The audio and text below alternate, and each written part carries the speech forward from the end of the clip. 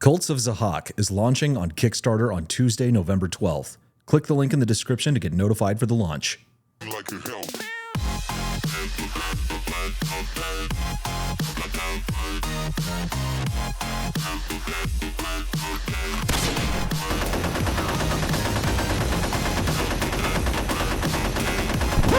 No, this is not what golems are supposed to be. Golems are the most misunderstood and mistreated monster in any fantasy RPG. The idea that they're just magical robots or cutesy guardians that water your plants and protect your wizard's library while you're away has been a disaster for the hobby. It robs you and your players of the deep, horrific, and compelling drama that this monster can bring to your game. Golems have been reduced from something primordial and mythical to a totally mechanized piece of empty machinery.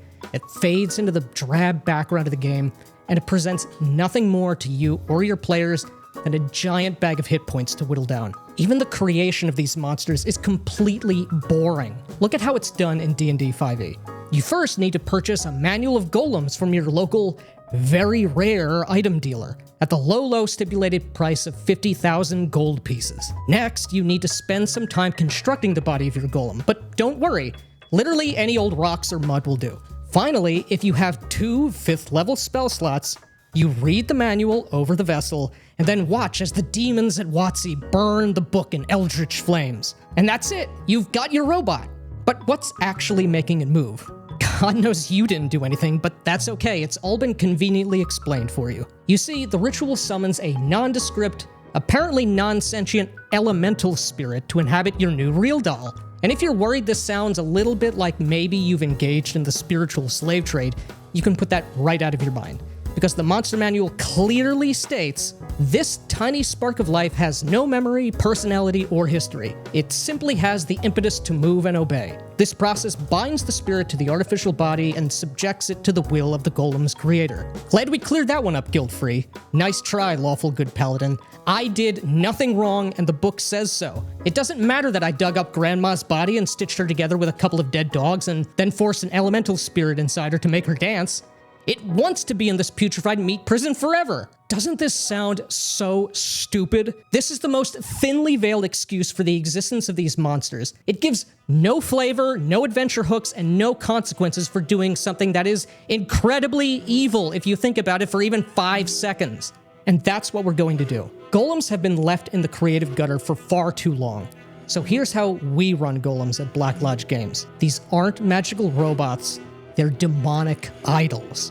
In the world we play in, gods and magic mean something. Monsters aren't simply meaningless stat blocks to kill and loot. They represent the terrifying evils that mankind must face and destroy, without pity or remorse. Because monsters are not simply misunderstood underdogs. Their very nature is hostile to life itself. In our game, in the time before time, mankind saved the world from utter destruction by virtue of their undeniable acts of heroism. 12 of these heroes were deified by the creator and lifted up to be the immortal patrons of mankind. Representing the vitality and life spirit of all men, these patrons gift the faithful incredible powers and magic. But just as these 12 saints were immortalized through their heroism and sacrifice, there was one man whose utter submission to despair and nihilism sank him into an inverted immortality. Zahak, the liar, the coward, and the enemy of life itself, persists in the world and lurks in the hearts of the hopeless. For those who submit to despair as he did, his dark whispers reach their ears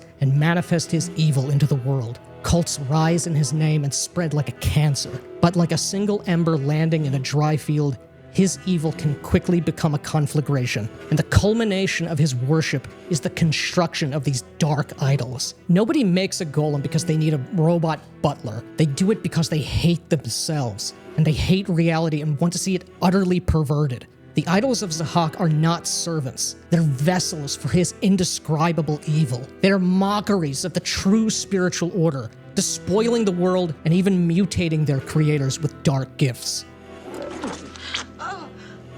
Zahak, like the saints of man, grants powers to his faithful. But unlike the divine magic that healthy people wield in the name of life, Zahak's power is generated by ruining the spirits of other men. By tainting the passions of unwitting victims, a sorcerer of Zahak gains access to the dark miracles and rituals of this ancient demon. The most potent of these rituals is the creation of these idols. The animating spirits that give false life to these abominations are not simply abstract elemental forces called forth from the ether. Zahak is incapable of creating life, so his cults lure the minor servitors of the saints, your guardian ancestor spirits, into the material plane where they can be chained, twisted, and confined forever in the body of these golems. Anyone who would do such a thing is not making a construct. They're committing a crime against spirituality itself. This is a cosmic evil. You're ripping the wings off of an angel, and you're burying it alive in an iron coffin. Even more horrifying is the fact that this angel is one of your beloved ancestors,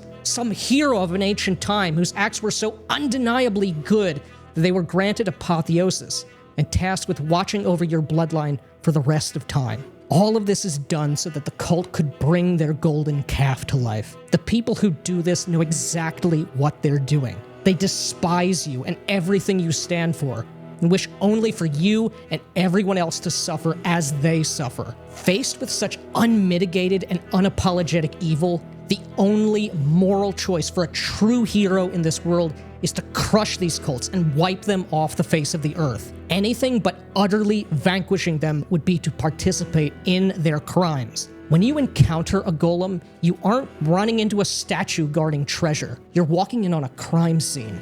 This isn't simply a bag of hit points to destroy. It's proof that the world you knew has been shattered and that your ancestors' souls have been desecrated. This is an opportunity for players and game masters to run wild with their imagination, to give them a true evil to fight against so that your world can actually have true, real heroism in it.